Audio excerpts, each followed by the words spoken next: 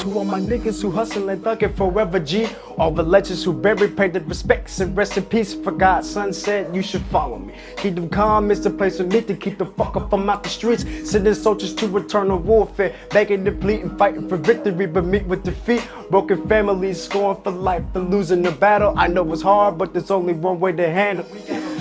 EJR, baby, tuned in with Legends on the Rise. So, Mr. EJR, tell me, how long have you been rapping? I've been rapping since last year, somewhere around February and March. How did you come up with the name EJR? It was something that just hit me. It was like I was doing a lot of poetic stuff at that time. I was used to write like a whole bunch of lyrics and stuff, and I'm the third in the family. So I just thought maybe I represent my family, and so I just went by that name with my initials. Gotcha. So, where are you from, Mr. EJR? I'm from Birmingham, Alabama. How long have you been in Birmingham? At least about a good 15 years, I'll tell you that. So, discussing offline, you're a product of the military and you're a military child, so you've lived in different places, right? So tell me about a little bit about some of the places that you've lived. Well, around 2001, we was in Birmingham, and my dad got a base that was in Hawaii. It's in Honolulu. Can't remember the exact address or whatever, but we ended up moving up there, and we stayed up there for like at least good 4 or 5 years, about somewhere around that time. We came back down home in Birmingham, and we just been over here ever since. So, yeah, that's where I get the accent from, at least. Gotcha. Now, were you born in Birmingham as well? No, I was born in Meridian, Mississippi. Gotcha. So you spent most of your teenage and youth years in Birmingham, right? Pretty much, yeah. Right. So what was life like growing up in Birmingham for you? It was crazy. I mean, at least in my late teenage years, it was that way. It was a lot of stuff that was going on around me, and I couldn't catch half of it. It was so much. So why did you get off into music? What was your interest in music, and how did you get off into music? Well, growing up as a kid, my dad was also doing music. He was a rapper, and he went by the name of E-Mac. So growing up with him in the studio a lot, oftentimes, because it was in my room, it went into me. And so quite naturally, when I got older and I started going through a lot of things in my life, I used to always feel like writing a lot. And so me wanting to do music just became a big passion for me. And it felt like something that I can just lift a lot of pressure off of. So you said through your music you try to lift a lot of pressure, and I know there's been some experiences that you had that might have been traumatic to some of the others, to some others, and I know one specifically. Not long ago you were homeless, and you actually lived in the wilderness for a few months. Tell us a little about that experience and kind of what happened there and what you kind of learned from that experience. Not a lot of detail, but just give me a little bit of history on that. Well, I moved out from my parents' house in September of that year, and I went and spent some time in the woods. And I had a lot of friends who were questioning me as to, why are you living there when you have us, we can help you?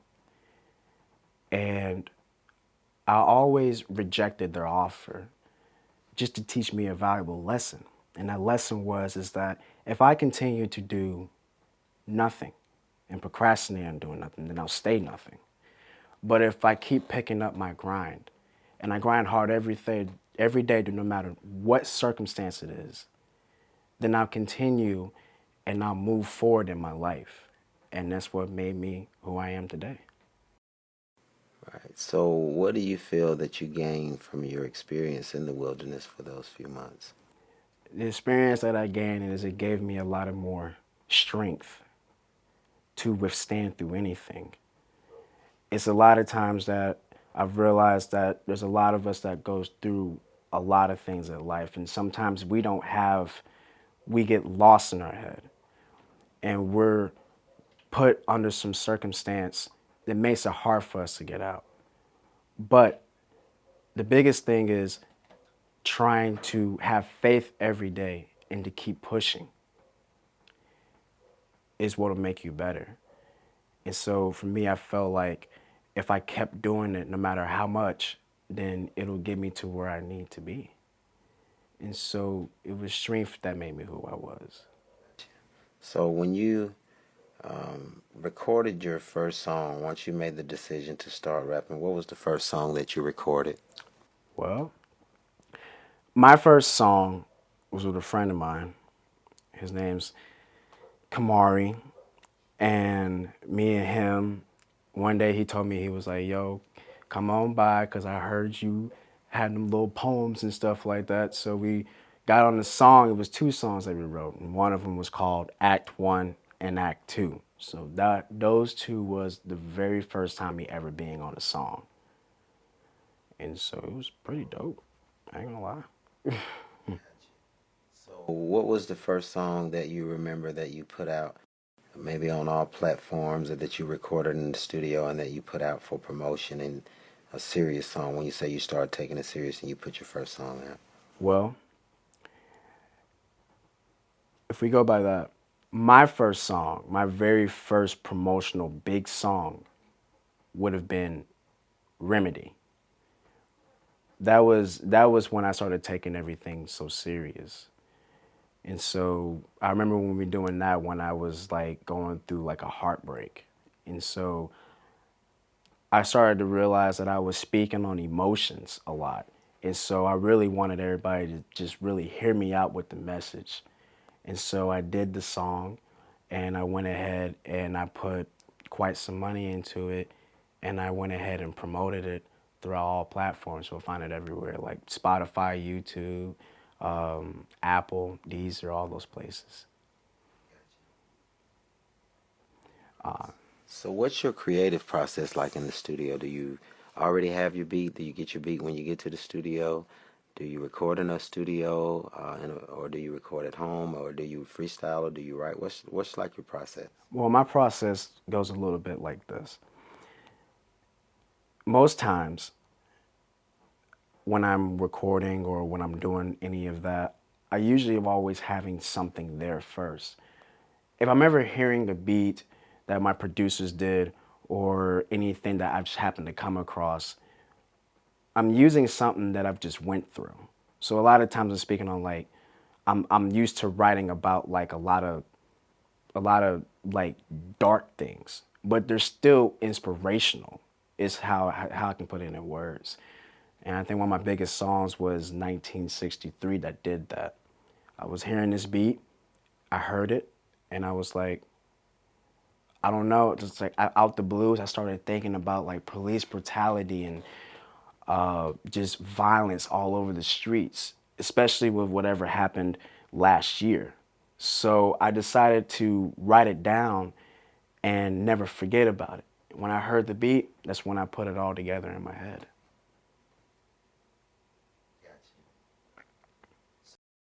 What's your latest release? You have any music that you just released? Like, yeah, I know you said you released some in December. Tell me about that. Um, so technically my last song was, and don't laugh, my last song was literally called OnlyFans. There's a reason why I went in it. Um, that's technically like the last one that I've written, and it was just more like a skit or something like that. But the one before that, that was real big and serious, was Hyped Up, and that was the one that got dropped through SoundCloud. And so pretty much those have been the last two songs that I've dropped recently. Now, what would you say all time? What would be your hottest song? And tell me how that song is doing currently. That's a tough one. I would say I would say it either had have been Big Dreams or Let's Talk About It.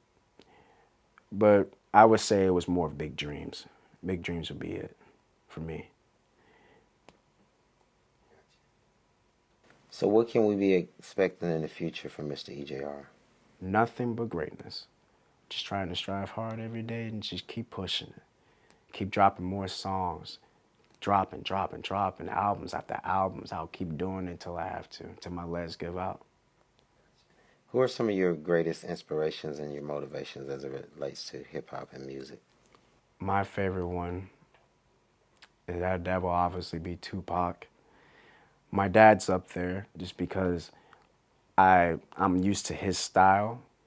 Biggie, X, Kendrick Lamar, and Eminem. All right, tell us how we can find your music and how your fans can also reach you on social media platforms.